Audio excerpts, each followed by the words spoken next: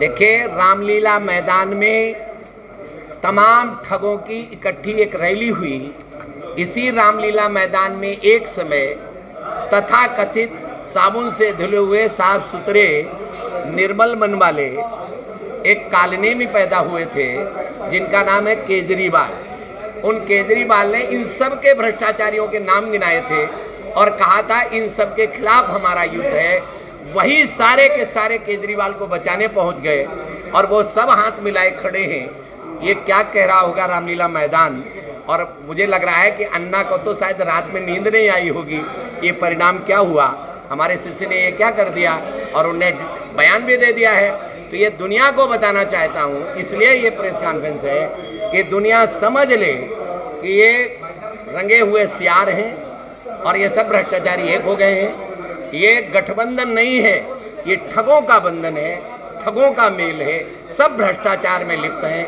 किसकी जमानत, कोई जमानत पर है तो कोई सजा में है, पैरोल पर है। ये सब वास्तव में पैरोल पे ही है।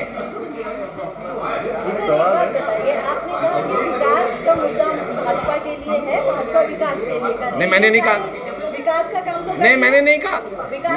मैंने ये नहीं कहा कि अकेला विकास का मुद्दा है। केवल विकास का मुद्दा नहीं, भारतीय जनता पार्टी के लिए इस देश का सर्वोच्च स्थान दुनिया में बने, ये प्रमुख मुद्दा है।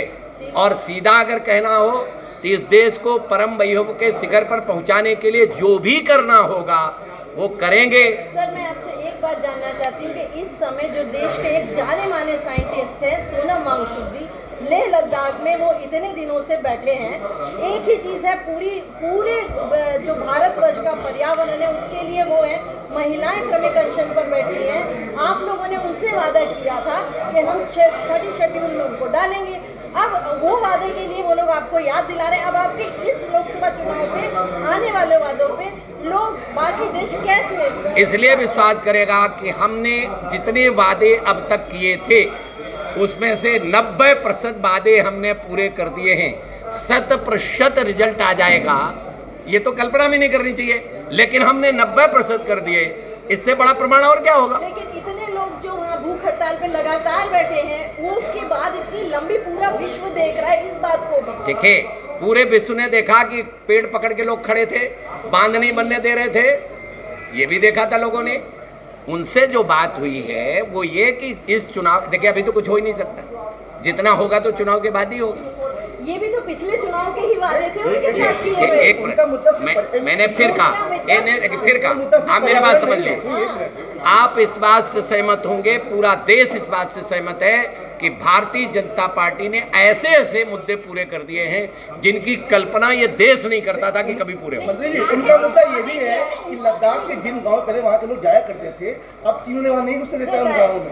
ये मुद्दा भी है उनका कि ये विदेश नीति का मुद्दा है। तीसरी बार आने दो, अगर चीन को सबक न सिखा दिया जाए तो आप देख लें। मंत्री, एक स्थानीय मुद्दा है, एक स्थानीय मुद्दा है, आप देख लीजिएगा। हाँ, आप लोगों को नहीं मालूम होगा, हमने ऐसे ऐसे अस्त्र बना दिए हैं कि किसी को पता भी नहीं चलेगा, और वहां से गिरेगा तो पूरा पहाड़ टूट करके पूरा तबाह कर देगा, ऐसे से। और उसका नाम है काली 5, काली 10। आपने ईडीसीबीआई आईटी का जिक्र किया, उनकी रेड यहाँ भी कुछ लोगों में पड़ी थी, यहाँ भी कुछ व्यापारी को पड़ी थी साल 1.5 साल पहले। तब भी हुआ था कि भ्रष्टाचार नहीं है, ब्लैक मनी रखते हैं, ये रखते हैं। चिंता मत करो। देखो, एक बात बताएं, करने वाले सारे लोग वही हैं जिनको इतने वर्षों से संस्कार जिस तरह के दिए गए, ये संस्कार एक दिन में नहीं बदलते, संस्कार धीरे धीरे बदलेंगे। आप ये देखिएगा, मैंने पहले कहा कि इंस्टीट्यूशनल भ्रष्टाचार जो सत्ता के द्वारा समाप्त किया जा सकता था वो समाप्त हुआ है, लेकिन अभी व्यक्तिगत भ्रष्टाचार समाप्त नहीं हुआ, क्योंकि वो संस्कारों के माध्यम से समाप्त होगा, धीरे धीरे समाप्त होगा, लेकिन समाप्त होगा क्योंकि हमारी दिशा सही है। एक स्थानीय मुद्दा है।